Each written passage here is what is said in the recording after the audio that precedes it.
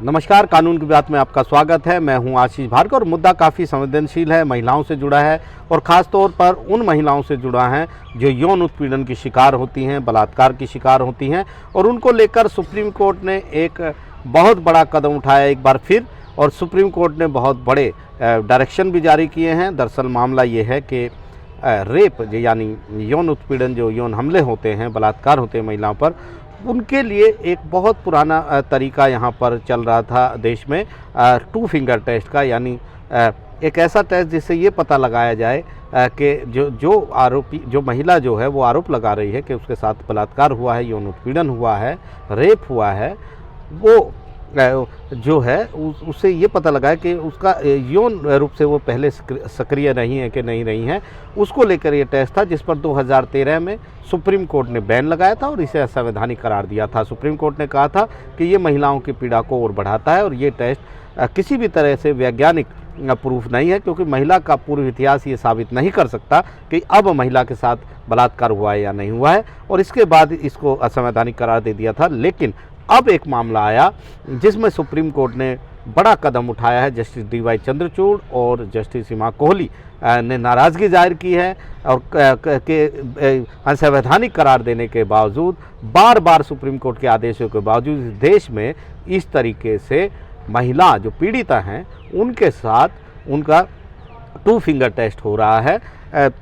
Supreme court ने फैसला भी सुनाया है और कहा है कि ये जो टेस्ट है ये पूरी तरह गलत है और ये टेस्ट नहीं होना चाहिए। चेतावनी भी दे दी है कि जो अधिकारी टू फिंगर टेस्ट करेंगे उनको कदाचार यानी मिसकंडक्ट का दोषी माना जाएगा। सुप्रीम कोर्ट ने ये भी कहा है कि केंद्र सरकार, स्वास्थ्य मंत्रालय और राज्य सरकारें ये सुनिश्चित करें कि कहीं भी टू फिंगर टेस्ट ना हो। सब तमाम DGPs को ये बताया जाए हर राज्यों के कि इस तरह के फिंगर टेस्ट पे रोक हो। साथ ही साथ एक डायरेक्शन जारी किया जाए,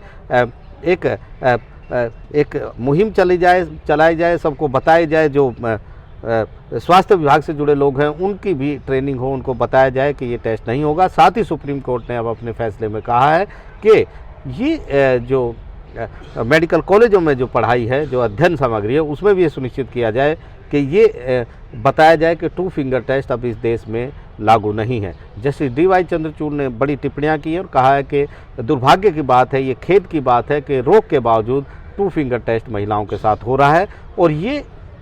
किसी भी साक्ष्य पर आधारित नहीं है, बल्कि ये पीड़िताओं की जो पीड़ा है, जो उनका जो उन पर जो आघात बलात्कार से लगता है उसको और बढ़ा देता है। उन्होंने ये भी कहा कि ये पूरी तरह एक पितृसत्तात्मक सोच है और ये गलत अवधारणा है कि जो महिला पहले से यौन रूप से सक्रिय रही होगी उसके साथ बलात्कार नहीं हो सकता है। ये बड़ी बात सुप्रीम कोर्ट ने कही है और कहा है कि किसी भी सूरत में टू फिंगर टेस्ट इस देश में नहीं होना चाहिए और अगर ऐसा होगा तो दोषी अफसरों को, दोषी अधिकारियों को कदाचार का दोषी बना दिया जाएगा। बड़ी बात यहाँ पर है। और सुप्रीम कोर्ट ने, हालांकि ये कोई टू फिंगर टेस्ट को लेकर मामला नहीं था, एक रेप का मामला था झारखंड का, जो यहाँ पर पहुँचा था, जिसमें ट्रायल कोर्ट ने आरोपी को दोषी ठहराया था, लेकिन हाई कोर्ट ने, झारखंड हाई कोर्ट ने उसे बरी कर दिया था। उसके खिलाफ झारखंड सरकार सुप्रीम कोर्ट में आई थी और अब सुप्रीम कोर्ट ने हाई कोर्ट के फैसले को पलटते हुए जो दोषी था उसको सीधे सीधे उम्र कैद यानी आजीवन कारावास की सज़ा सुनाई है। सुप्रीम कोर्ट ने कहा है कि इस तरीके से टू फिंगर टेस्ट की प्रणाली अगर लगेगी उसको बिल्कुल भी बर्दाश्त नहीं किया जाएगा, क्योंकि ये महिलाओं को की पीड़ा कम देता है, बल्कि उसकी पीड़ा को फिर से जागृत कर देता है और उसके आघात को बढ़ा देता है, शारीरिक और मानसिक आघात को उसके बढ़ा देता है। साथ ही साथ सुप्रीम कोर्ट ने कहा है कि ऐसा कोई भी वैज्ञानिक सबूत नहीं है कि इससे अगर कोई महिला पहले से यौन संबंधों में रही हो, सक्रिय रही हो, तो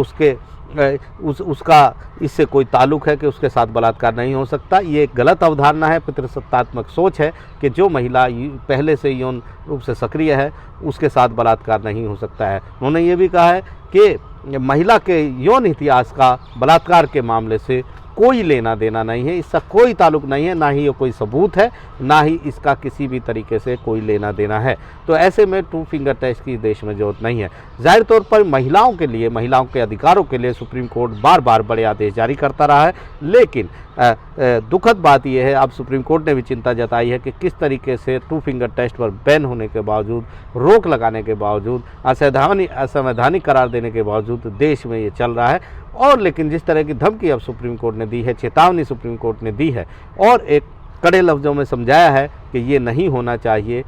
उससे ये अब उम्मीद ये की जानी चाहिए कि देश में ये जो महिलाओं को पीड़ा देने वाला टेस्ट है अब नहीं होगा। सरकारें चेतेंगी और इसे लेकर आगे कदम उठाएंगी। नई दिल्ली से आशीष भार्गव, NDTV इंडिया।